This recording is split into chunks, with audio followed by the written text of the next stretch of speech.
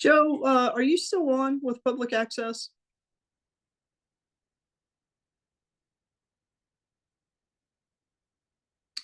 I see that. Hi, yes, I'm still on. Are you doing a recording also of Yes, this? yes, I it's don't. recorded now. Okay, so you're starting it now? Yes. Okay, excellent. Thank you. I just wanted to make certain we had everything done before we actually started into the actual meeting. So thank you for that. You're welcome. Okay, so we'll kick this off. Welcome to the Lunenburg Conservation Commission meeting of August 7th, 2024. In accordance with the requirements of the open meetings law, please be advised this meeting is being audio video recorded. The agenda lists all of the topics which may be discussed in the meeting and those that are reasonably anticipated by the chair. Votes may be taken as a result of these discussions. Not all items listed may in fact be discussed, and other items not listed may also be brought up for discussion to the extent permitted by the open meetings law. Please address all comments to the chair. This meeting of the Conservation Commission will be held by Zoom at the link provided in the notice. And this is the agenda that's posted on the town calendar for August 7th. The Zoom meeting ID is 853-4264-2102. For anyone that's joining us via live broadcast, I would encourage you to go to the town calendar, download the agenda, because you can just copy and paste the link there. Okay, we're going to start out with a roll call. Jenny? Present. Rich Birch? Jeff Viviano? Mike LaRouche? Present. Chris St. Germain? Here. Okay, well, with me, that gives us a quorum. Because we do have a vacancy, we haven't backfilled Bob's position yet. And I do anticipate Jeff Viviano will join us later, and hopefully Rich will as well. If I could ask one of my commissioners if you would be willing to be a co-host for me and manage the waiting room so that I don't accidentally leave someone out.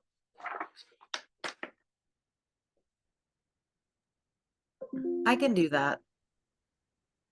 Thank you, Jenny.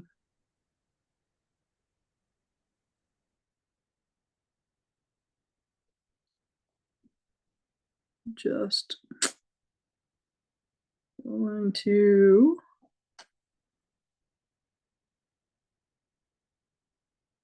There we go. Okay, Jenny, you should be the co-host now.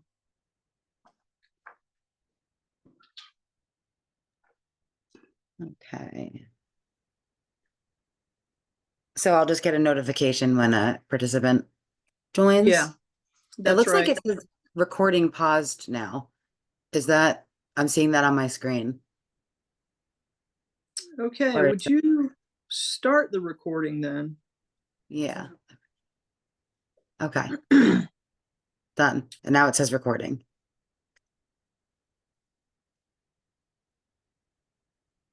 Yeah, great. There's absolutely no indication on my screen about that at all.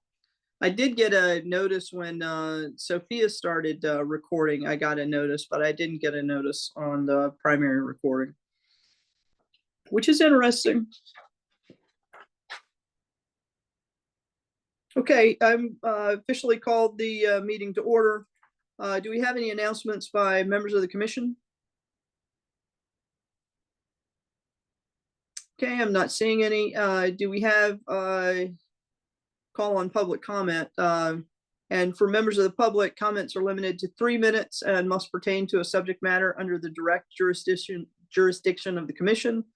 Comments about current agenda items are to be made during the comment period of that specific agenda item. Please address all comments to the chair. And for any member of the public now or during the hearings that wishes to speak up, please state your name and your address. And then for those of us, or those that might not be really familiar with Zoom, there are actually React icons on the periphery of your screen. And if you could use those to raise your hand, I will call on you. That's helpful. But if you have trouble finding that, or for some reason it's not available to you, you can just speak up and let me know that you're waiting, and I will make my way around to you. And I am not seeing any hands raised by members of the public for public comment. So we will move along. It looks like we have two meeting minutes to approve. We have July 10th, 2024. I am looking for a motion to approve. So moved. Second, So I have a motion by Chris and a second by Jenny. Roll call vote. Jenny, aye. Mike, Aye. Chris, Aye. and I for myself. And then also we have the meeting minutes for July 17th. Do I have a motion to approve? So moved. Thank you, Jenny. Second. I definitely heard Chris and someone else. Okay, roll call vote. Jenny, Aye. Mike, Aye. Chris, Aye. and I for myself. Okay, we'll move along to the appointment hearings. Bob was planning on being here tonight, but is actually not able to join us. But he did want to give an update on the Mass Trails grant. He did reach out to the Mass Trails administrator today. We wanted to ask clarification on in the contract. It appeared like we might need to get 3 quotes for the services that have been proposed in that grant. But the grant administrator, Elijah, I think his last name is Veluti Fry, said that only applies to nonprofits, and that we can work within the processes set up by the town and the municipality that those overrule the contract language for the nonprofits. So what I am asking for tonight from the commission is that we vote to allow Bob to work as our representative, to work with Julie on raising and assigning the work for horizontal engineering in alignment with the submitted grant that had been approved, and for Bob then to work with the selected engineering firm to go ahead and kick off that work. Do I have any questions from members of the commission?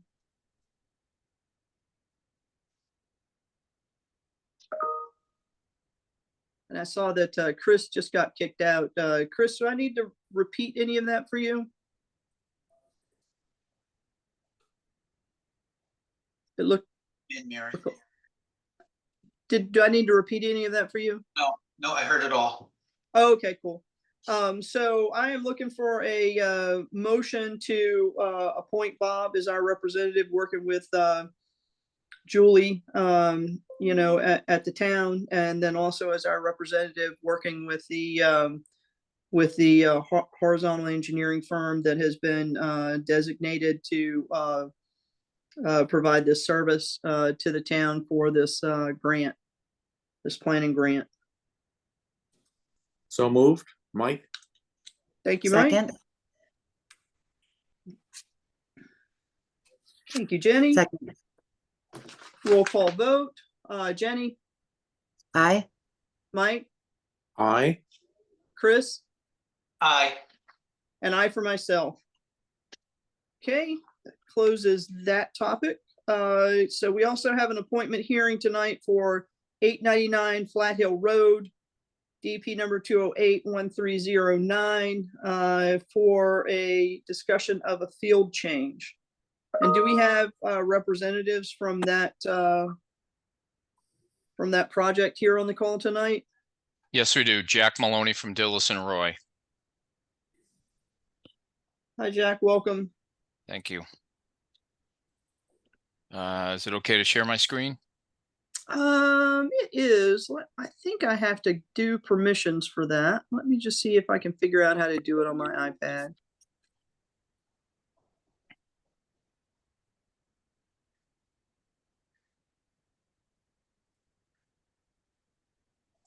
It might be easier, Jenny, for you to see if you can do it as the co-host. So I am looking for that. And what is the verbiage for that? I have asked to start video, allowed to record local files, allowed multi-pin, remove and report. It should be allowed to share content. You know, this is just going to be too hard, I think. I think I'm going to have to switch over to my other machine. Might which be I able don't to, have set up. might be here. able to share screen, Jenny. I'm not sure. Well, I only have asked to start video, which is like the closest.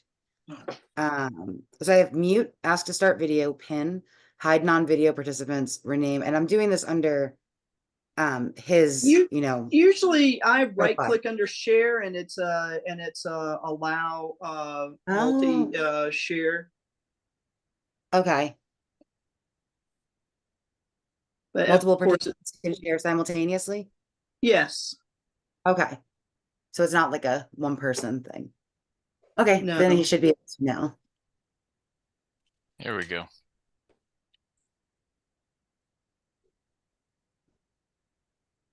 Everybody see that? Yes. Yes. Okay, so last October, we were in front of the commission.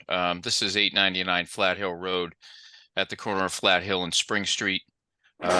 If you're coming from Reservoir Road, you come down to this intersection, you take a left and head over the bridge. This is that house that's directly in front of you.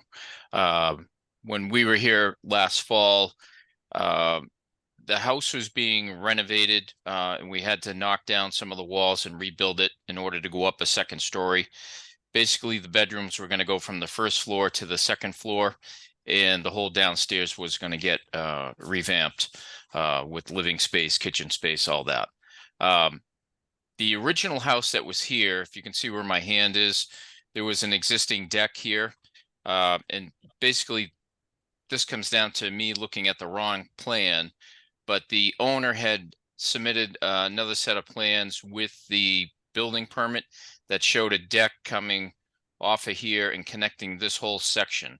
And I'm going to flip over to the, can everybody see that? Yes. All right, so this is what's actually there now. So that little deck that was originally there was rebuilt off the back, and then it was connected with a bigger deck off of this side. So that wasn't part of the original plan for the commission part of it, but it was actually part of the building process. So we're here as an after the fact field change for the commission. And if I can just flip to another document here, this is what it actually looks like now. This was before all the grass had started coming in. As you can see, it's all built. This section back in here above the walkway to get into the basement.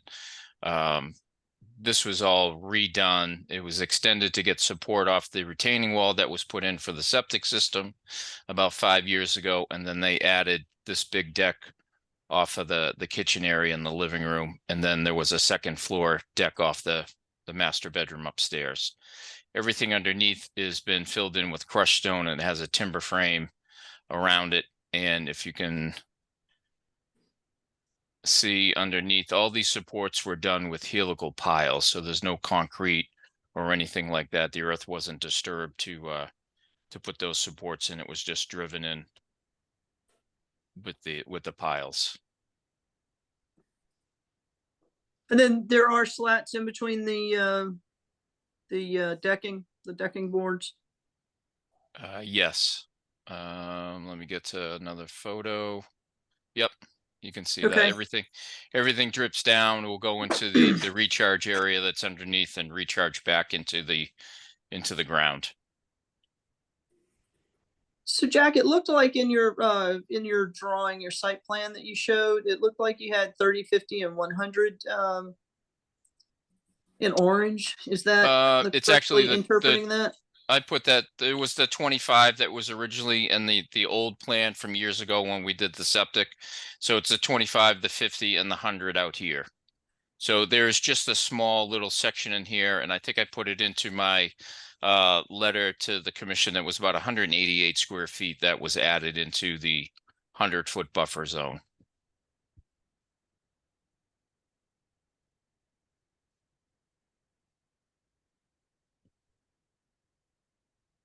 Okay. Are there any other changes? Nope, that's it. Okay, do we have any questions by members of the commission? Just wanted clarification if this plan, is this the first time we've seen this deck? Or was it, we're both submitted once and then the second one? I'm a little unsure. This was the one that was submitted back in October to the commission, the one that's on the screen now. Okay, The one that was just up there is what has been built okay, and should have been on the original one. And like I said, it was my fault. I was looking at a wrong set of plans or the wrong sheet on the set of plans that just showed the little deck off the end. If I had flipped a couple more pages, I would have seen the whole decking scheme system that they have there now. okay, thanks for that clarification. You're welcome.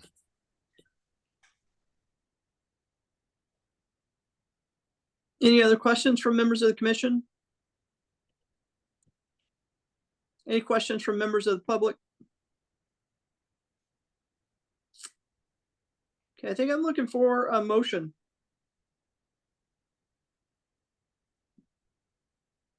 I so moved. Chris, thank you, me.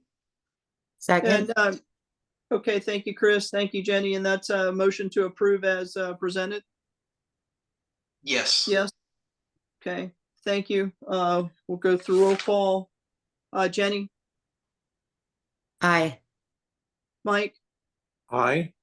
Chris, Aye. and I for myself. Thank you, Jack. Thank you very much. Have a great night. You as well. Okay, next, we have an appointment for 1147 Mass Ave. Oh, wait, no. It will not be heard due to inadequate butter notifications and legal ad placement. Okay.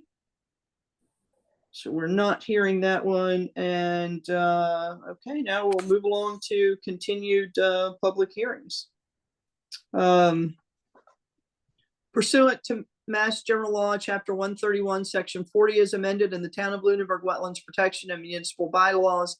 A public hearing on behalf of the trustees of the Village at Flat Hills request for determination of applicability for the project proposal parcel number 84-001 for detention pond maintenance for the area of 0 Cortlandt Circle. This is continued from June 5th.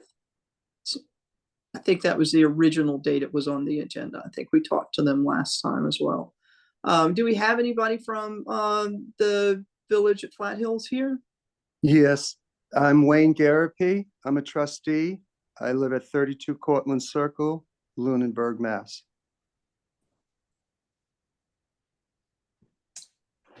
Okay, thank you, Wayne. And Thank you. I forget, are you able to share or do we need to get a commissioner to share the project proposal? I think you need to get the commissioner. Okay, and so can we get someone to find that? And did you, as I recall, we had asked you to update some commentary on the on that last submittal. Yes, I believe we have everything. Okay. And Sophia, have you received that? those updates? I did not receive anything via email or any other sources. I know he made an appearance in my office, I believe, last week, and we discussed getting those materials to me, but I have not seen them. Okay. I believe and- Brian Marchetti has them. and is Brian on the call tonight?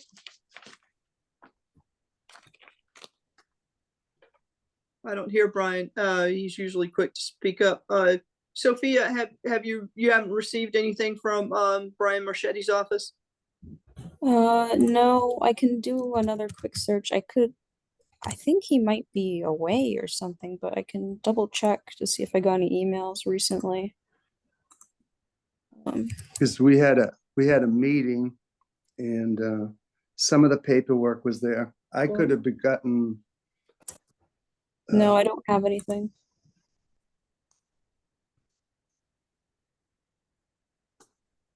I'm sorry about that. We had a paperwork that Brian was going to show so that we weren't crossing into the wetlands where we're just taking and we're right at the street. We go 20 feet off the road where there's no wetland at all and we go into the pond.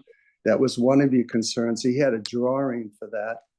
And then also the, I think it's Limit called of the, work. yeah. No, Limit not, of work, no wetlands to be crossed, and need an O&M plan. yeah, we had all that. I'm sorry if I was the one supposed to deliver it.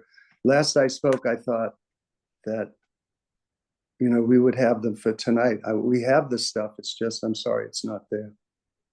So, do you have like a mobile number or something for Brian or a member of his team that you could call and ask? I mean, it'd be really nice to close this out for you guys tonight if we could. I would really appreciate that. I'll try and find a number for Brian. I don't Okay, think- so why don't you stay on the line, right? Mute yourself and see if you can chase them down. I won't close this hearing now. We'll have to, if we don't get Brian, we'll have to close it and continue, but let's give you a chance to do that and we'll move along to some of the other hearings while you're trying to get a hold of Brian. Okay, thank you very much. Okay. There- Excuse me. I do have Yeah. the phone number right here. Oh, okay. Do you want to text that to, You want to text Is it it- to me? I'm Wayne. yeah, In the chat. yeah, that's what I meant in the chat. Okay. I could try to do that. Sure.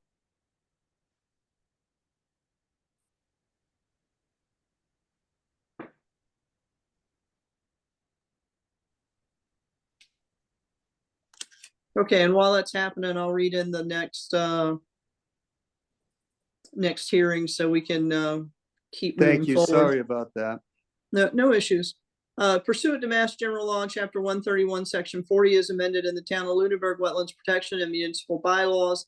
A public hearing for a notice of intent by Timothy K. Gendron for the revocable trust. The project proposal is for construction of a residence duplex, associated driveway and drainage features. The location is within the edges of the bordering vegetated wetland and buffer of an intermittent stream at Crossroad Lot 2, parcel 99-11. And do we have Timothy Gendron or one of his representatives here tonight? You have Chris Anderson, Hannigan Engineering. Very good. You want to just give us a quick recap and bring us back up to speed with where we're at on this? Sure. Is it okay if I share my screen so I can pull up the plan? Yes, please do.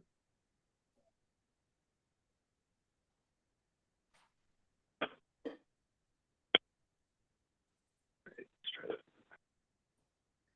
that. Can everybody see my screen now? Yes. Okay, great. So we were before the commission, it was a few meetings ago now. Just to recap the project, sorry, I'm having technical difficulties here. It's the intent to construct a duplex structure on the property with access off a crossroad. We did receive DEP comment. We did address those. There was additional comment relative to a few other projects that are being also proposed by the applicant. So we requested a continuance. But what we've done since the previous meeting has been we've done soil testing on the site to confirm the soil conditions on the property. We did provide the soil logs for those test pits that we did perform for the stormwater features. In addition to that, we also staked the building box and the 50 and 30-foot buffer zones within the proposed project area for the commission to review. But at this point, I think we've addressed or reviewed several of the DP comments a couple times over. And at this point, we look to see if there's any further comment from the commission relative to this project.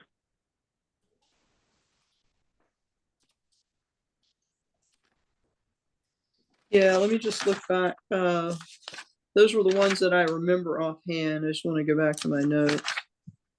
And while I am looking, I will open the floor to other members of the commission that want to ask questions.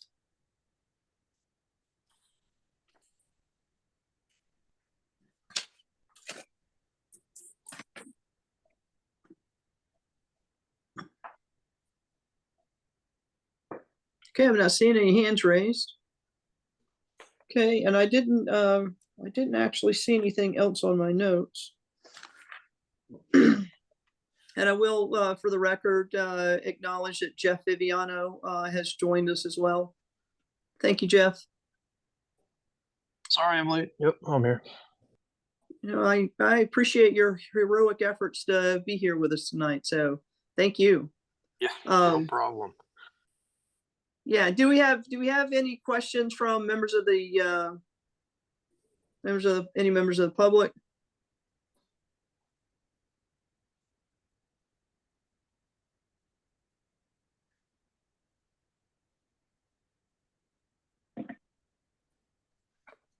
Okay, I think I'm looking for a motion.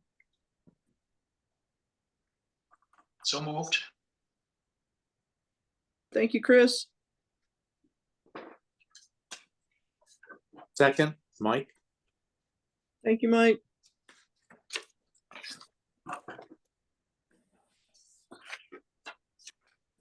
Okay, we're gonna do a roll call vote. Jenny? Aye. And Jeff, you weren't here when this one started, so I'm not gonna ask you to Yeah. vote this time. Okay. Mike LaRouche, Aye. Chris St. Germain, Aye.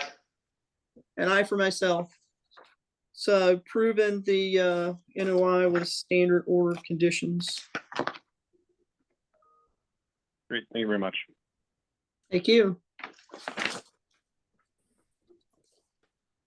Pursuant to Mass General Law, Chapter 131, Section 40 is amended in the Town of Lunenburg Wetlands Protection and Municipal Bylaws. A public hearing on a notice of intent by Timothy Gendron for the proposal of construction of a new single-family home and associated amenities within a 100-foot wetland buffer zone and within the 50-foot no-build zone at 60 Cross Road, Lot 12A. And do we have Timothy Gendron or his representative here?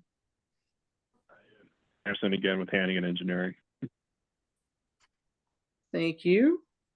You want to just kind of repeat the process here and bring us back up to speed with this project? All right. So this project is located on lot 12A, which is north of what the duplex structure is. The intent of the applicant to construct a new single-family home on the property. We were before the commission a few meetings ago as well. At that meeting, it was requested that we follow through with doing soil testing, which we did to confirm that the stormwater system would comply with setbacks and offsets from groundwater or ledge. And we also did perform the soil or the staking of the house box as well as the buffer zones within the disturbed area. But at think at this point, we did review the DEP comments at the last meeting. Much of that information was provided in the notice of intent relative to operation and maintenance and other stormwater features.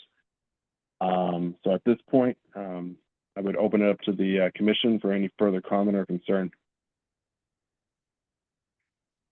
So you said DEP had asked for maintenance plans on stormwater features? Yep, so that was included within the notice of intent package. Okay.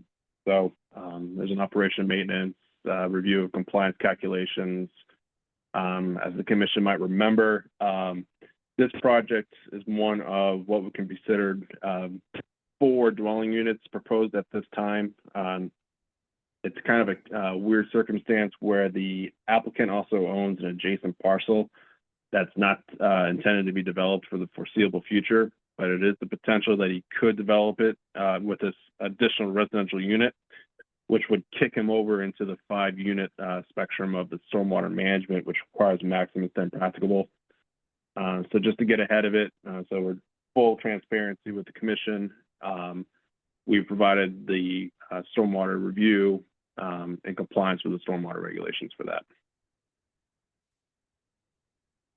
So the notice of intent has all that stormwater information as well. Okay.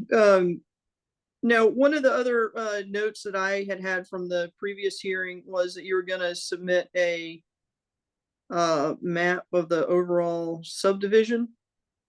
Yep.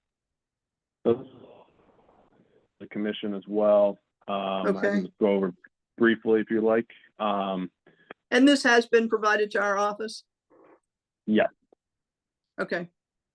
And, so as you can see, just let me ask Sophia a quick question. Sophia, is this in the folder for this project and the other projects?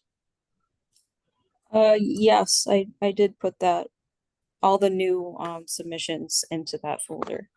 Okay. Go ahead, Chris.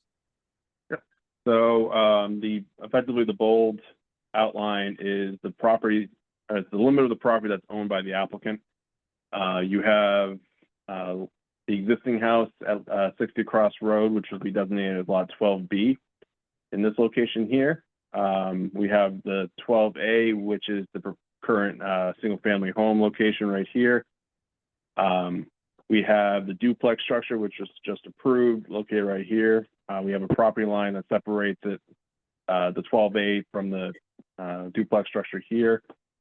And the other outstanding lot is more located off of Pine Grove Road. The property line for that is located right through here, with the buildable area being in this location. So just to put everything into perspective, and the hatched grass looking area, if you will, is the limit of the wetlands that were delineated.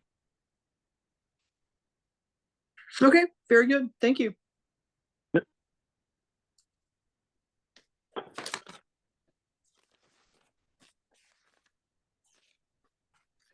Any questions by members of the commission?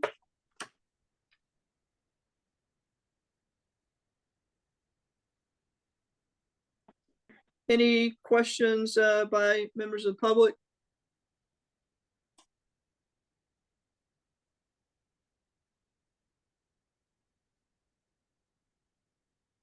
And I am not seeing any, so I think I'm looking for a motion.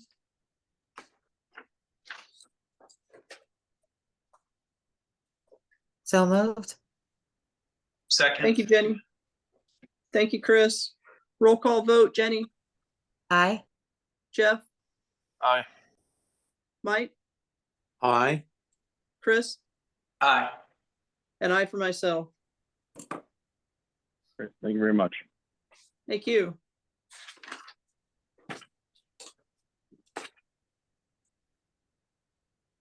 Okay, pursuant to Mass General Law, Chapter 131, Section 40, as amended in the Town of Lunenburg Wetlands Protection and Municipal Bylaws, a public hearing on a notice of intent by Timothy Gendron for the proposal of construction of a new addition and driveway onto the existing single-family home within a 100-foot wetland buffer zone and within the 50-foot no-build zone at 60 Cross Road, Lot 12B.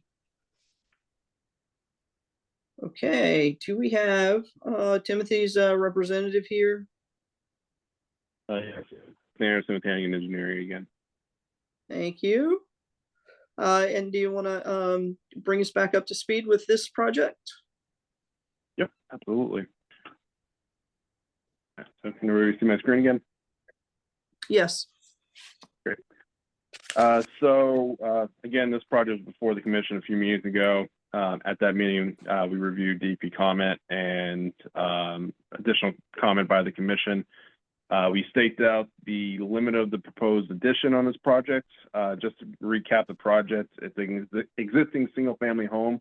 The intent to add an addition onto that structure that will have a garage built underneath it. So the work would be limited to the construction of the addition and the installation of the driveway itself. So we have staked out the limit of work, again, as requested by the commission, and provided the other supplemental document showing the overall project and all the plans and stuff like that. So at this point, I will open it up to the commission relative to any comment or concern regarding it.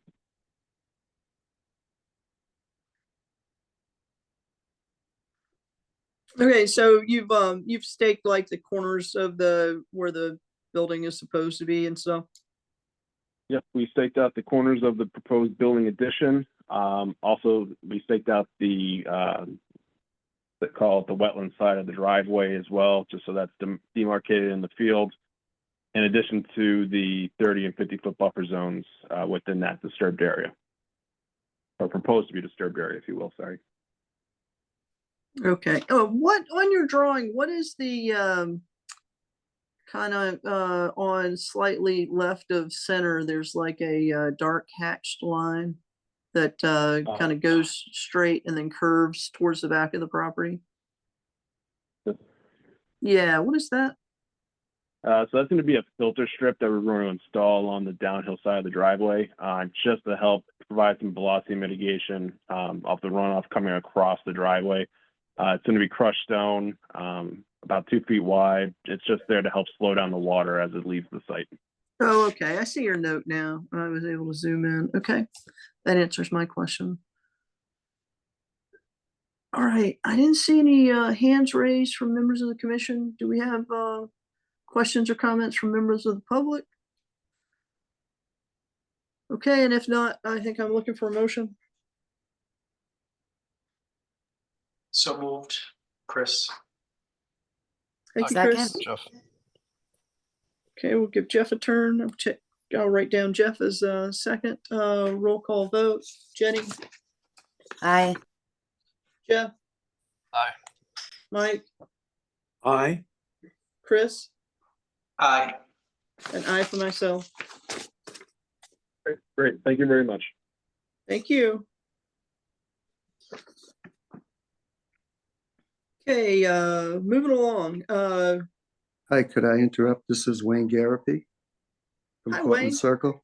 Hi, Yeah, I spoke with Brian and he's on vacation, and I apologize. I should have had the paperwork brought there.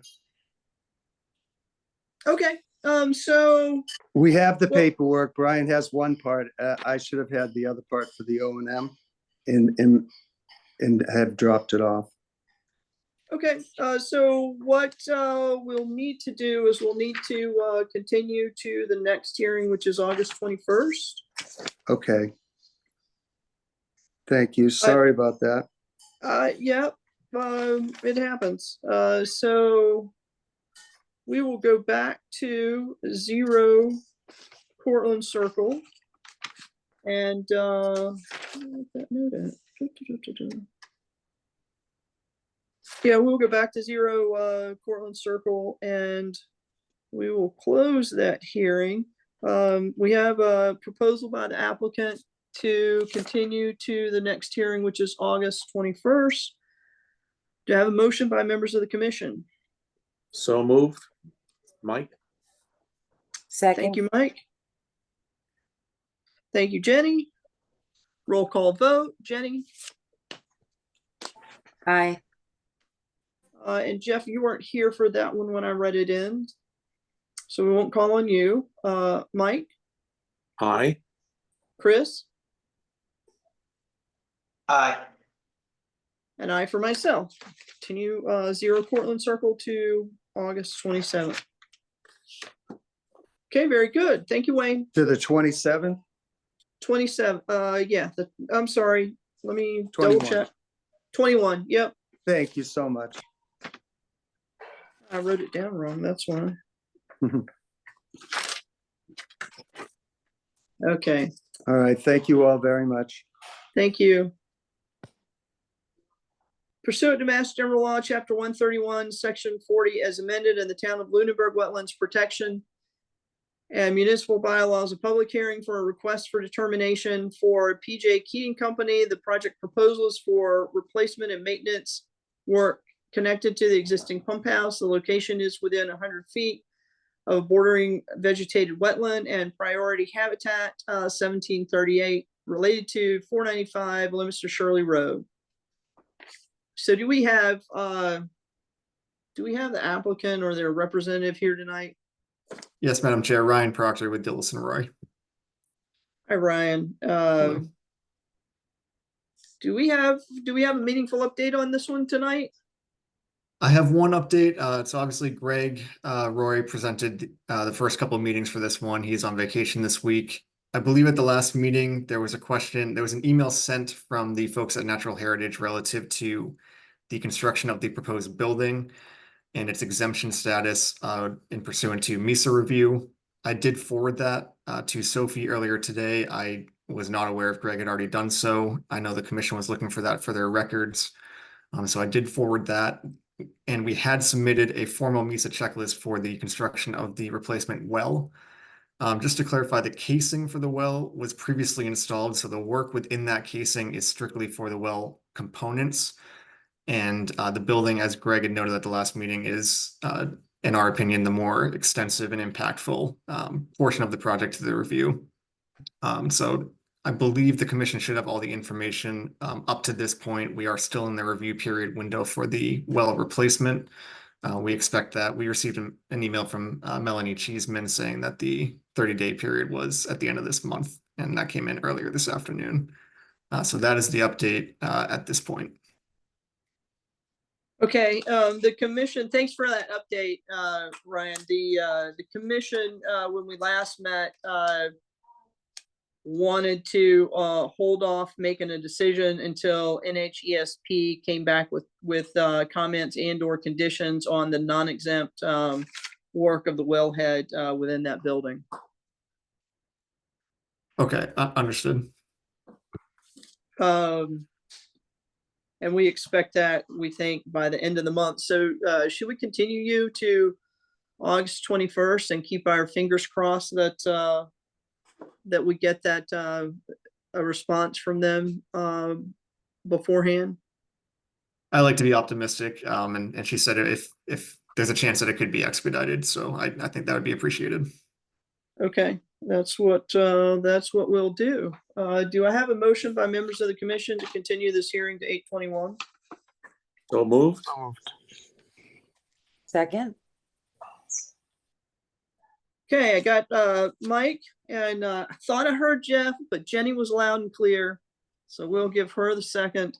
And roll call vote. Jenny, Aye. Jeff, Aye. Mike, Aye. Chris, Aye.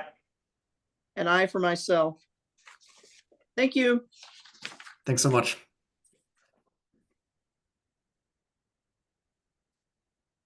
Okay, moving along.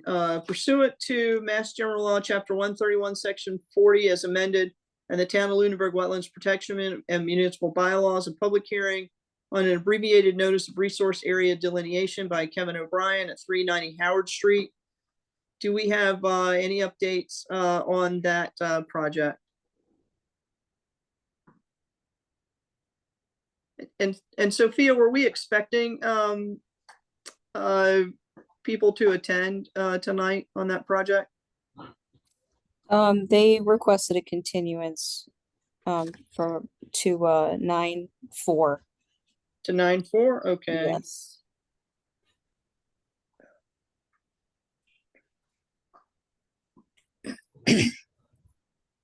Okay, do I have a motion by members of the commission to continue to 9/4? So Motion. to moved. continue. Second. Okay, thank you, Mike, and thank you, Chris. Roll call vote, Jenny? Can I vote to continue this if I wasn't here for the beginning Oh. of it? No, I guess technically you can't. And thank you for reminding me. Jeff? Aye. Mike? Aye. Chris? Aye. And I for myself. Okay, so we've approved continuing that one to 9/4. Okay, pursuant to Mass General Law, Chapter 131, Section 40, as amended in the Town of Lunenburg Wetlands Protection and Municipal Bylaws, a public hearing on a notice of intent by Steve Powell for the construction of a single-family home and associated site work at 171 Arbor Street. Do you have Steve or his representative here on the call tonight? And Sophia, were you expecting someone from this project? Madam Chair, Yes. it looks like in the notes, it's continued from June 5th to August 21st. Oh, it sure does. Thank you, Mike. Yeah. Yes, it should be continued to the next meeting. Okay, well, since I've read it in, we've got to close it out. So do I have a motion by members of the commission? So moved. Second. Thank you, Mike. Thank you, Chris. Roll call vote, Jenny? Can't vote on this one too. Oh, right, you can't. Jeff? Aye. Mike? Aye. Chris? Aye. And I for myself. Continued 8/21 as noted. Okay, that gets us through the regularly scheduled hearings. So now we'll move along to administrative determinations. 54 Pine Acres. Sophia, do you want to talk us through that? Sure. This is a pretty straightforward request. There are a couple of unhealthy or dead trees, one of which is on the bank of Hickory Hills Lake, and it's leaning quite a bit like a bow, clearly pecked away by woodpeckers and whatnot. And there is it's in the location of a already approved removable dock, which they plan on putting there. So they think it's a hazard. So I would be in favor for removing that, but keeping the root system intact, just for to make sure there's no erosion, when I take the root system out. And then one of the other trees, I would suggest leaving it for wildlife habitat, as it's not posing any risk to any structures or people. And there should be, I've taken photos, and there are also in the drive in the SharePoint, there are some materials. I am not sure the commission was able to review those. I've not actually been able to review those just because I've been having horrible computer problems. Do you have so how many trees in total do they want to remove? Two. And one of them is on the bank that you recommend removal. The other one you don't recommend allowing them to remove? No. Okay.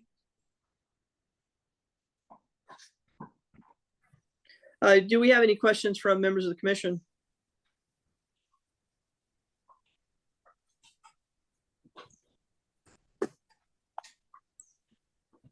Do we have any? Madam Yes. Chair, Yes.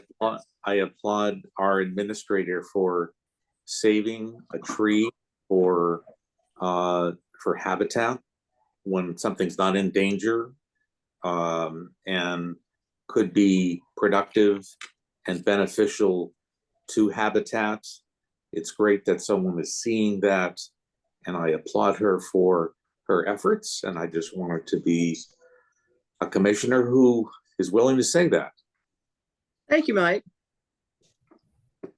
I appreciate that. And Jeff, did you have your hand up? I did. I was just wondering if we could take a look at that one tree that she's suggesting to keep. If she Okay. has a picture of that. Sure. Let me screen share.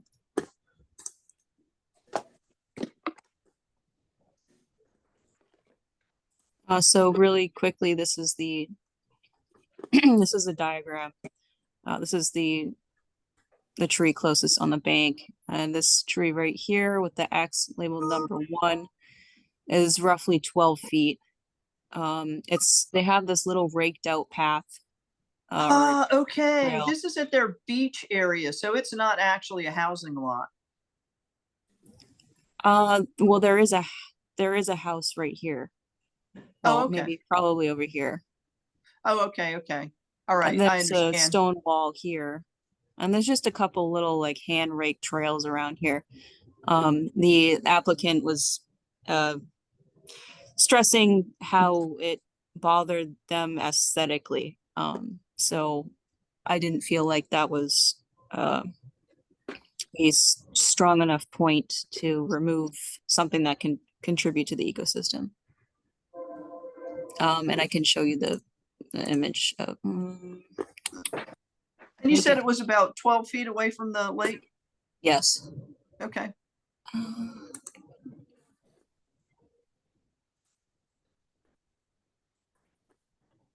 Believe this is the one.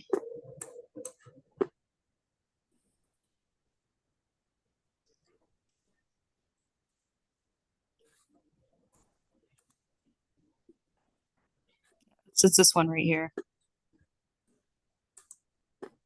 And this is their path. And the lake's right over here, about 12 feet. Is that tree alive? It's not.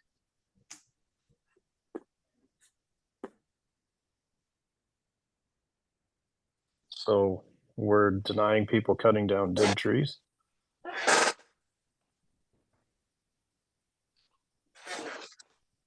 That's the recommendation by the administrator, because she was citing it's still useful as wildlife habitat. Jeff, you and Mike probably have more history than others of us on the commission. What has been the historical position of the commission? If a tree's dead, it's dead. Cut it down. Period.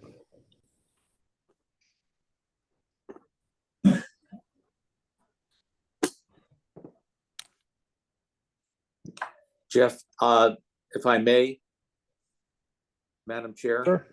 Yes, Mike. You know, unless there's a danger of this tree falling on, you know, a house, it still has a usefulness to habitat, whether it's food sources for nature, places where animals can store their own food for winter. I mean, it's a useful, even though there are no leaves on it, it's still a useful part of nature. And that's why I'm thinking there's really no need to cut this tree down at this time. Thank you, Mike. Thank you, Jeff. And Jeff, you have a response. Yeah, I just think, you know, it's just food for thought. I mean, the tree's dead now. What is it going to look like in 3 or 4 years? I think it's going to be a danger. So I just can't see not allowing these people to cut down a tree. Maybe we can say to replant one, but it looks like it's pretty vegetated in there. Maybe closer to the water on the other side of that path might be a good spot for something to be replanted. But normally with dead trees, we don't require replantings. We just kind of let nature take its place. But I just can't see denying somebody cutting down a dead tree when in a few years it's probably going to be a danger. Thank you, Jeff. Chris, you have your hand up? Yeah, I echo Jeff's opinion. I think, I feel like this is a little outside our jurisdiction. It's a dead tree. It doesn't really, to me, to impact wetlands. It's a dead tree. It's not taking up water. I don't think we should be denying them to cutting down a dead tree. So the wildlife habitat is an interest of the both the state and the municipal bylaws. So just putting that out there for consideration. Jenny, you had your hand up?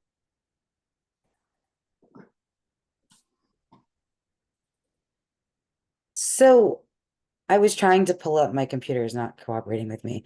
I was trying to pull up the municipal bylaw because I remember in there something about tree replacement. And I'm not sure if this would qualify for that, but what is the caliper on this tree? It looks like it's fairly big. Would it qualify for some sort of replacement situation? Yes, I think it does. I think that's stipulated a live tree that was taken, not a dead tree. Is it a live tree? I thought it just had tree removal. But I haven't actually looked at it probably in several months, so. I don't think it says either way, but I mean, it's a dead tree. I mean, it's reached its lifespan and it's either overcrowded or, some other reason it died, so. What type of tree was it, Sophie? It almost looked like a hemlock. I believe it was at one point, and it wasn't very, very large. I would say a medium-sized hemlock.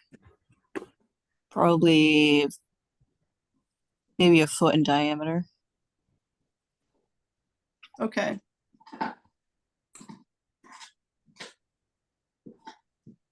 Madam Chair, Yes, Mike. can I just read something, just to educate some of our other commissioners about dead trees such as this one? Sure, They're Mike. also, it's a habitat for many organisms, including birds, mammals, reptiles, amphibians, fungi, mosses, and lichens. The food sources will attract insects, moss, lichens, and fungi. They're hiding places for squirrels and other animals to store food. And, I think we need to look at our environment with, like a wider scope when there's no danger involved in having this tree. Even though there aren't any leaves on it, it's still providing a certain, a great amount of benefit to nature. And I think that's why our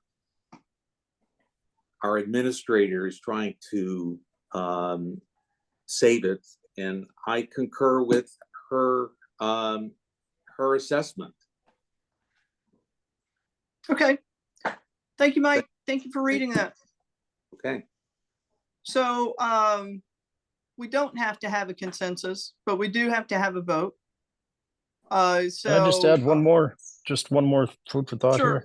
here? Yeah, Jeff. So in the past, like let's say if lightning hits a tree and it's on somebody's property, it's nature, and we allow that applicant to take that tree. It's just nature. And the reason why we allow them to take it is because it's been hit by lightning and it's been split or it's been, torn apart. Damaged. In that situation, it's almost the same as this. I mean, if we start telling people that they can't cut down dead trees, that's a huge liability. In my honest opinion, like let's say in 3 or 4 years, a child's walking down that path and a branch falls on their head. They're going to come back to this meeting, Mike. I just don't understand why the tree's dead. I just don't get it. So, okay. Thank you. I hear you, Jeff. So some of the things that we've done in the past is we have allowed residents to top a tree and leave the bottom portion of the trunk, so it still serves as a habitat to some degree, right, for food reservoir and whatnot. That's something that we have done. So anyway, I'm willing to accept motions now, and we will vote and see where we end up. And if you are making a motion, make a motion for what you're recommending here to take both trees or go with accepting Sophie's recommendation. I'll make a motion to take both trees. That's Jeff. Second. Okay, Jeff and Chris have made a motion to take both trees. We'll take a roll call vote. Chris, Aye. Mike, No, Jeff, Aye. Jenny, Aye. okay, that's the majority. I for myself. And we approve taking both trees. Thank you, and great dialogue, folks. I appreciate everybody contributing to that conversation. So thank you for that. Moving along, strange printout. Certificate of compliance, Sophia, 38 Oak Ridge Road.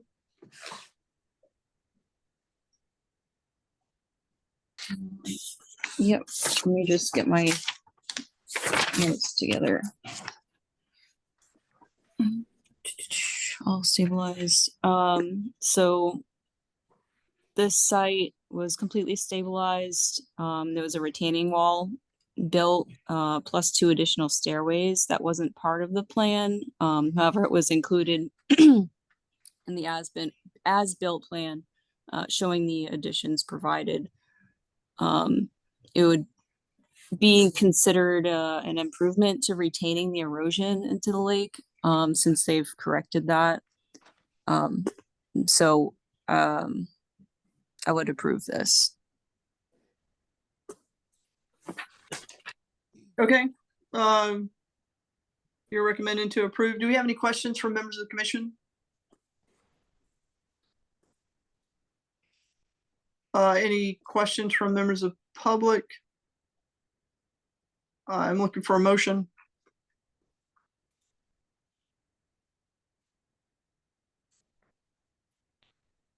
So moved. Second. Thank you. By Jeff. Thank you, Chris. Thank you, Jeff. Roll call vote. Jenny, Aye. Jeff, Aye. Mike, aye. Chris, Aye.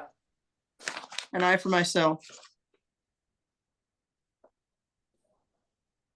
Notice of project change, 899 Flat Hill Road, we've already heard. Sophie, any updates on violations or enforcements? So for skipping down to 40 Fire Road 12, we had reached out and told them that they needed to complete the process of, they've already removed the pavement. However, it's supposed to be loam seeded and there's supposed to be boulder barricades, and those steps weren't complete. So they were called by my assistant last week, made sure that they were on the same page about that. However, one of the applicants was difficult to contact. A message was left though. So they've been at this point told multiple times what they need to do to complete this. I was thinking that one resident also still had personal property within the buffer zone. That's correct. Okay. Okay, and do they still, when they had a NOI that was open, is that still open or is that now expired? I believe the time has lapsed by now. I believe that was expired in mid-July.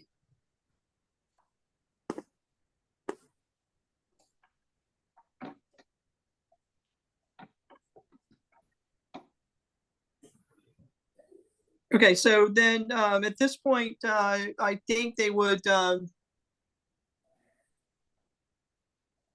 to resubmit, right?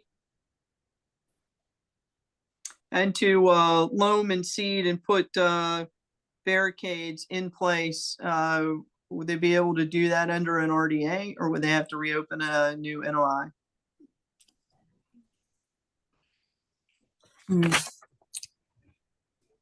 It's a good question. Since it would be filling in the buffer zone, I would consider an NOI. And then adding the barricades. Oh, because they have to actually add the loam. Okay, yeah. Yes. Jeff, you have your hand raised? No, I was just gonna state that if they're gonna remove fill or put fill in it, that's an NOI. So, Yeah. Okay, so that it sounds like you've reached out to them, your assistant has reached out to them. I think the next step is to reach out to Adam Casa and confirm that their NOI has expired. They need to refile, and they need to get this closed within, I would think they need to get this closed within 30 days. It's a violation, and we've allowed it to persist for 3 years, just through lack of visibility. Mm-hmm. Do we have any questions or comments about that? Any further questions or comments about that? Would anybody advocate for a different time for closure? do we know how this came about? I mean, I guess that's kind of where I'm confused is, did we make them file an NOI 3 years ago, or was it? Yeah. Okay, so That's what I understand from the history. Of course, I wasn't a commissioner then, but we've been through it at maybe some other meetings that you didn't have the benefit of being at, Jeff. yeah, Yeah, they had to file the NOI, and I guess they did it with Matt during Matt Morrow's administration. And Yeah. they had paved it, so it's also an encroachment on town property. And it recently came up again because the select board had done site walks out at that location, and then another location where they were reviewing an opportunity to allow public access to the lake. And so okay. the encroachment was brought back up to our attention. Yes, okay. Yeah.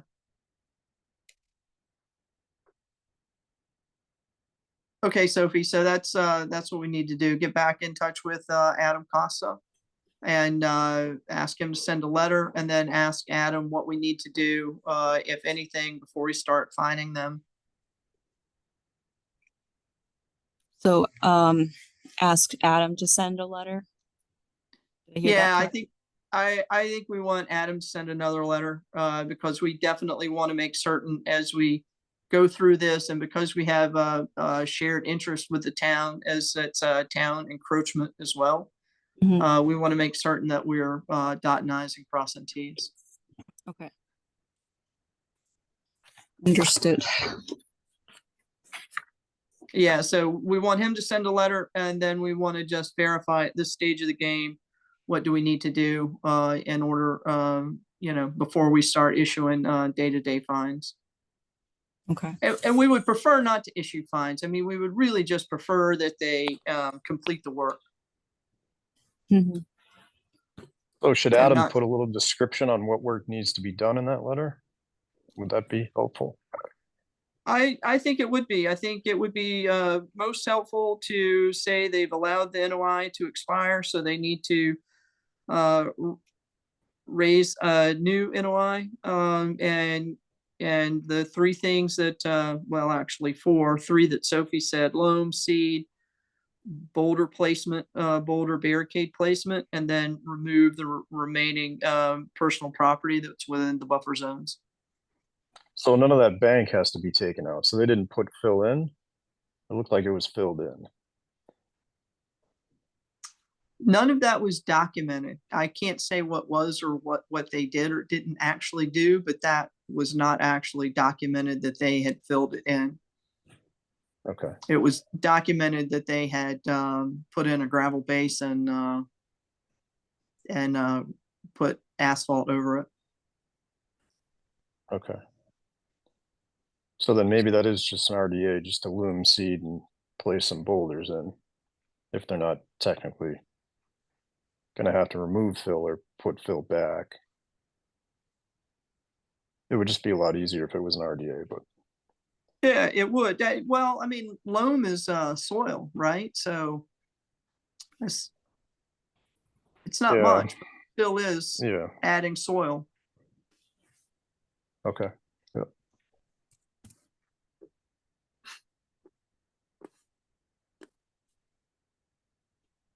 Okay, shall we move along? Any other updates for violations or enforcement actions, Sophie? So I did put 390 Howard Street on there because there's been obvious runoff going on and erosion and expansion of wetlands on that property. And the wetland scientist that did that site walk and myself noted that.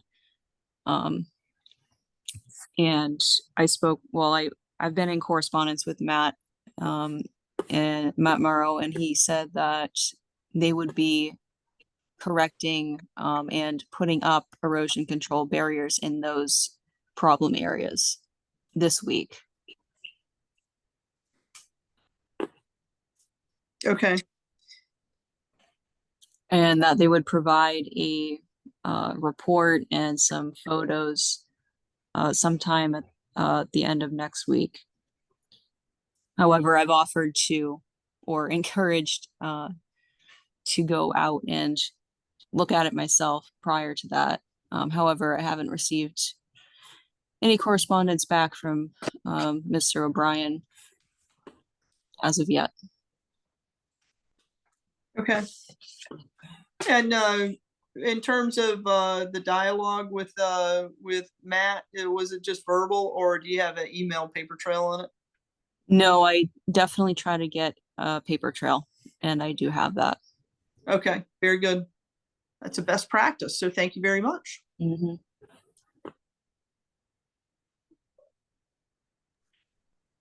Any questions or comments from members of the commission? Madam Chair, Yes, Mike? just curious to see the results of the meeting at 205 Sunset Lane from last week. Wasn't there a site visit planned? Yeah. Did that happen? Week. It was wasn't it it may have been 2 weeks ago. It did happen, but basically I was there, Chris was there, Sophie was there. The DEP asked questions, and that was kind of all that I noticed that they did. They asked questions about placement. They asked questions about what the footings were on. They asked questions about how the dock, landed on the lake floor. They ask anything else, Chris or Sophie?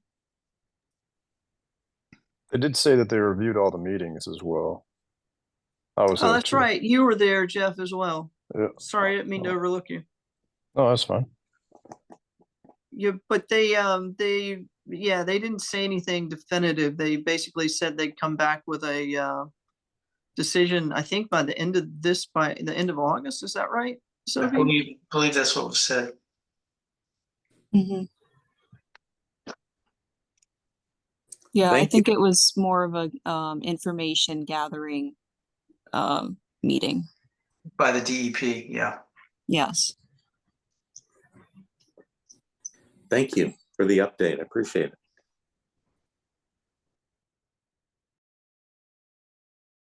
Okay. Let's move along. Emergency certifications, Sophie. 37 Fire Road 19. Yes, so there was a situation a little while ago, I think the beginning of last week. Somebody came to me with some concerns of some trees that were very unhealthy and looked as if they were leaning and ready to snap on main power lines. And unfortunately, I think it might have been Unitil, or I believe Unitil, they weren't responsive and taking care of that. So I was about to issue an emergency certification. However, the person that came to me with the concern has taken it into their own hands before I was able to issue any documentation. So I believe the next step would be having them file an administrative determination online, like an after the fact. I'm not too Okay. sure. I've never had that, happen before, where I go to issue an emergency cert and the work is already done. Yeah, doing an retroactive administrative determination sounds appropriate, unless one of the commissioners has an alternate suggestion they'd like to advocate for.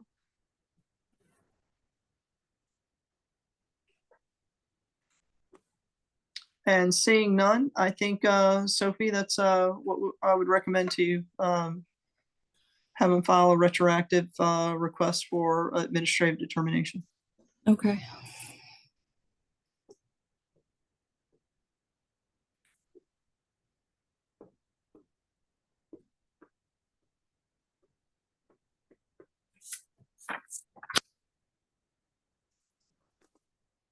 Okay. We will move along.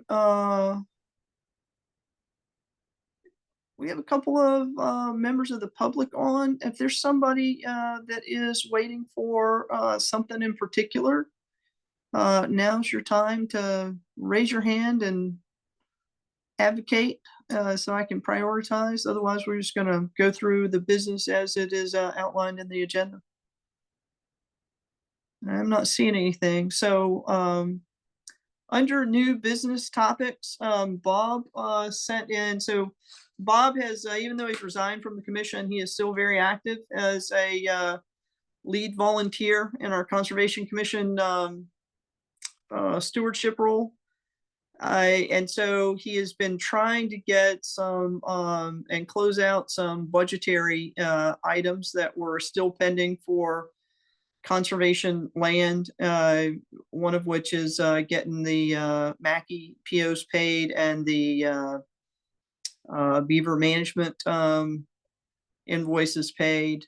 And one of the things that has come up as a problem in talking to Ezekiel, who's in the accounting department, is Ezekiel has said that we need to have a budget and it needs to be voted on and approved by the Conservation Commission in order for the office to actually submit a budget to Ezekiel and allocate the funding for this fiscal year. So the timber rights fund balance as of 8/5 was $17,548.32. Bob's recommending that we budget $14,000 for professional services and $3,548.32 for supplies. Professional services, he's recommending that for professional services because our grant, what do you call it? Matching funds would require that we allocate that. And professional services is what the engineering fees would, the category that that payout would be in.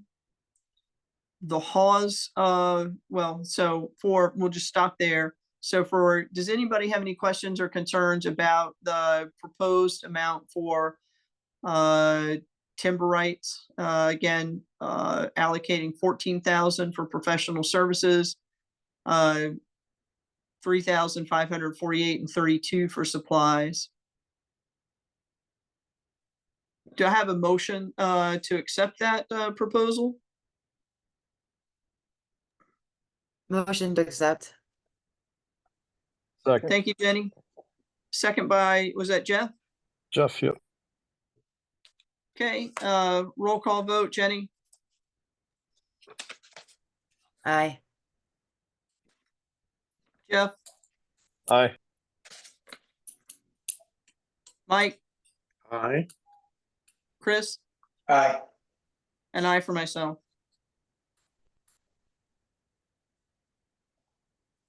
And then for the Hawes Fund, the balance as of 8/5/24, 8/5/2024 by Ezekiel was, so this is the balance, 36,484.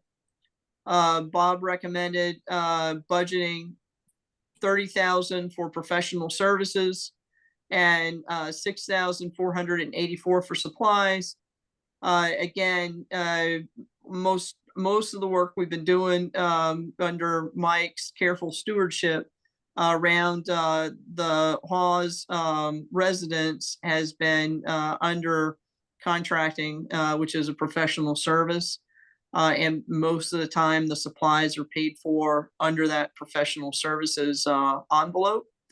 But we do have occasion for supplies, and right now, one of the supplies I think we've allocated or budgeted for was the not to exceed 2,500 for the tractor also. So that 2,500 is already 2,500 of that 6,484 is already allocated or committed. So anybody want me to run through those numbers again, or do I have a motion to accept as proposed?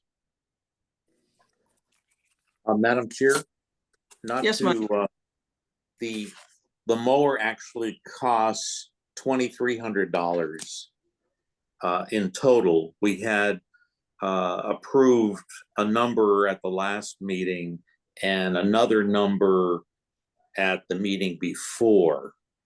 Right. So, which I believe totaled the $3,000, which is what we spent on the lawnmower. So is that Okay. what you have? I'm just going by memory, Mike. So your memory is Okay. probably better than mine in that regard. Okay, only I just because, wanted to remind people that part of that 6,484 was kind of already spent. So if anybody was thinking, oh, wow, that's a lot, it's not really that much because, you know, like you said, about half of it's already spent. right. And there are perhaps two other projects that we know about that has not been had a final tally yet. One is the kitchen upgrade. And remember, we talked a while back that we still haven't, I think we may have patched the roof, but we haven't addressed the roof in its entirety, you know, to make sure that there are no leaks going through the winter. So those numbers have not been determined yet. And will that come out of the 30,000 professional services? Yes. Okay. Thank you, Madam Chair. Thank you, Mike. So do I have a motion to accept the proposal or accept as proposed, or do we have anybody that wants to advocate for something different? So moved on what's been advocated, Madam Chair. Thank you, Mike. Do I have a second? Second. Thank you, Jenny. Roll call vote, Jenny, Aye.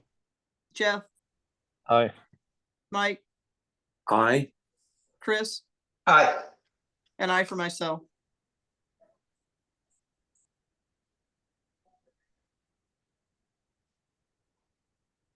Okay, thank you all. Conservation Commission meeting dates. This is something that we tabled last time because I had not had a chance to look at it.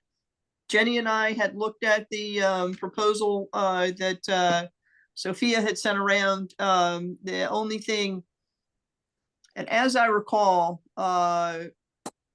there were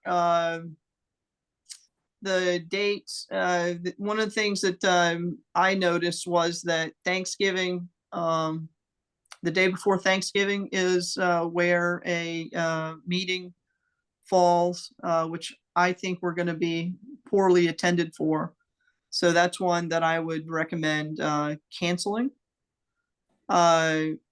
Sophia had noted that the 2 in January fell on inconvenient dates as well. So she was advocating that in January we do the 2nd and 4th instead of the 1st and 3rd. Am I recalling correctly, Sophia?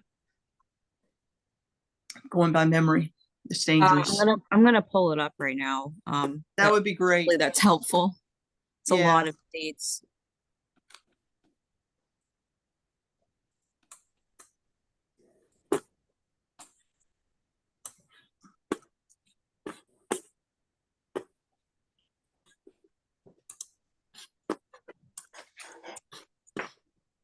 Yep. So the 20th, I think, is the is that right? Maybe the 20th isn't the day before Thanksgiving. Oh, I was trying to get to, I had marked up an image. I was trying to get back to that.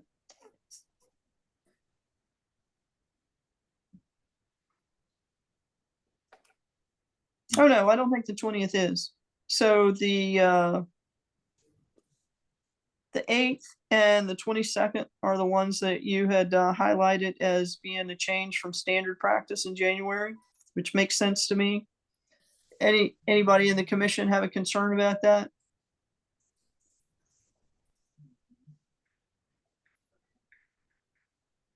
Okay, I'm not hearing any. And then I would recommend, Sophie, that you actually add July 2nd, July 17th of next year, and August 6th and August 20th of next year. I mean, double check the dates. Those should be the normal cadence.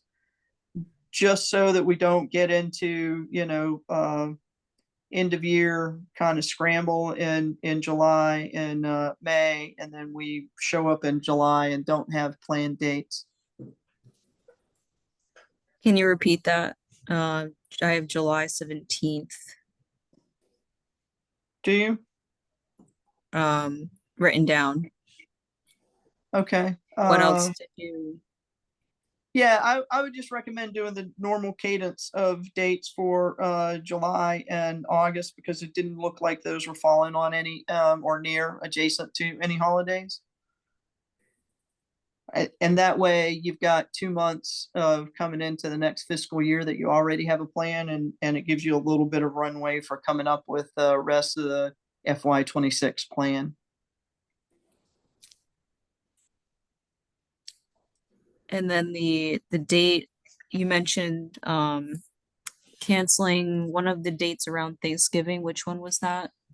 Well, let me just go back to it. Going the wrong direction. November. I think I had it wrong. So it's November 20th. So that's not adjacent to Thanksgiving. So I think we're okay. I was just misremembering that. So I think keeping 11/20 is fine. Okay. And then I think it's a good suggestion on shifting the dates because July or January 1st is the first Wednesday of January, and that's a holiday, so we can't hold it on January 1st. So doing January 8th and then 8th and 22nd, which would be 2 weeks away, I think makes sense for reschedules for January. Yes, and also the goal was to not have back-to-back, avoid the whole back-to-back meeting situation as well. Yep, I think that's a good rule of thumb. So, do we have a motion to accept this as proposed? So moved, Mike? Second. By Jeff. Thank you, Mike. Thank you, Jeff. Roll call vote, Jenny, Aye. Jeff, Aye. Mike, Aye. Chris, Aye. and I for myself. Okay, moving along. I have no update on, oh, you know what? I don't have an update on title searches. I need to do a TOI with Bob on that, shorthand for transfer of information, and I've not gotten around to doing that. Which reminds me that I meant to bring up another topic in the new business, and going through everything else, trying to remember all the other things I forgot. I've carefully considered in terms of the chairmanship, my time allocation and the ability to support being the chair. And I'm willing to put my name back in the hat if the team would be willing to consider me as chair again. I'll second that, or Yeah. so move that. So moved. Yes is the answer. You guys are good for a girl's ego. I can tell you that. All right. And thank you. There have been a number of you that have been lobbying me in behind the curtain too, and I do appreciate that as well. With you know, folks have been really understanding about my concerns about my day job and balance and the workload and whatnot. So I also very appreciative for the support that I get from this team, and I do think of us as a team. So with that nomination and motion and second, we'll do a roll call vote. Chris, Aye. Mike, Aye. Jeff, Thank you, and I. thank you, Jeff, and Jenny. Aye, very emphatically. All right, well, thank you. So we now are no longer headless. So yes, so I do need to do a couple of items of transfer of information with Bob, and he has also privately committed to me that he is there to, you know, give me coaching and support and whatnot, which I'm grateful to have as well. Okay, moving along. I think, do we have any updates, Sophie, from on encroachment issues? No, not on my end. Okay. That's another place where I need to do some TOI with Bob. Open space and land use, we've already discussed any updates there. Timber rights budget, we've already discussed. Mike, any updates on the Hollis Road residents other than what you've already discussed? Just that we did get Don Gagney, the Assistant Facilities Director, to purchase that lawnmower, that riding lawnmower for the Habitat as well as the resident at 123 Hollis Road. And the lawn has been cut in both areas, and the property looks really nice. Nice. So everyone Very is very good. That's nice. I know that was also a little bit of work for you trying to keep everything together and get volunteers out there to do the maintenance while we were waiting for a mower. So thank you for that, Mike. I appreciate it. You're welcome. And I want to do a shout out to Nick Pirro, who helps from time to time. He sort of did our self-propel mower, kind of. Apparently it may have been left outside in the rain, but after getting all the water out of the gas tank, the carburetor seems to be working just fine. So we have two working lawnmowers at the Habitat and the Hollis Road residents, and everyone is very happy about that. Awesome. Well, yeah, we really appreciate Nick helping out in that regard too. Thanks for noting that, Mike. I appreciate it. Okay, Okay, Madam Chair? Go ahead. Yes. Since we're talking about, did we ever talk about increasing rent over there? That was a topic probably 6-8 months ago? I mean, did anybody ever follow through on that, or? Bob had the action to go talk to Heather. My eyes closed because I'm having to go back through my memory. Bob had the action to talk to Heather, and the sticking point about going to market rate on the rent was being able to leverage those funds for the benefit of conservation land maintenance. And there had been some concern expressed by Heather that that might not be consistent with the terms of the original trust. And Bob did not have an opportunity to get back around to that. And I think since Heather has resigned, I will have to wait until we get a replacement town manager.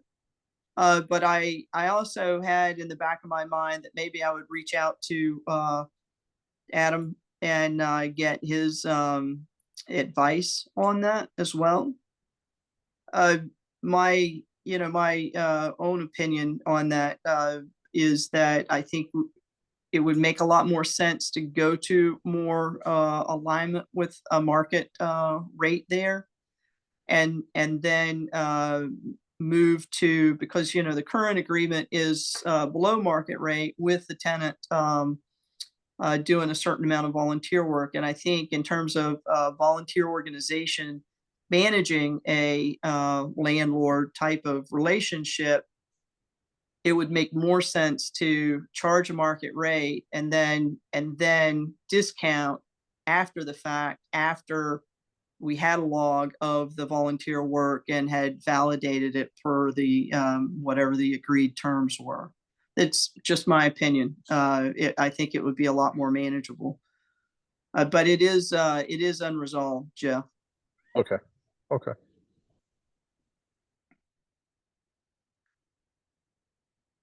I don't have any updates from open space. Jenny, any updates from stormwater? No updates because we didn't end up last month. Okay, very good. And do we have any comments from members of the public and members of the commission?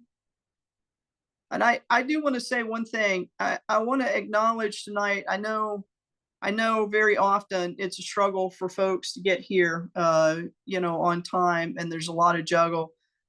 But Jenny's here tonight, and if you guys hadn't noticed in her voice, she's under the weather, but she stuck it out to be with us here tonight and help out.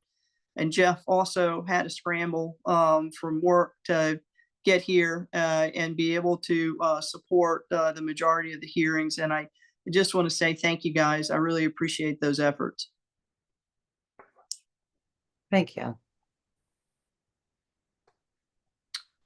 Do I have a motion to adjourn? Looks like it's 8:40. So moved. second, Okay, Jeff and Jenny. Jeff for the motion and Jenny for the second. Roll call vote. Jenny? Aye.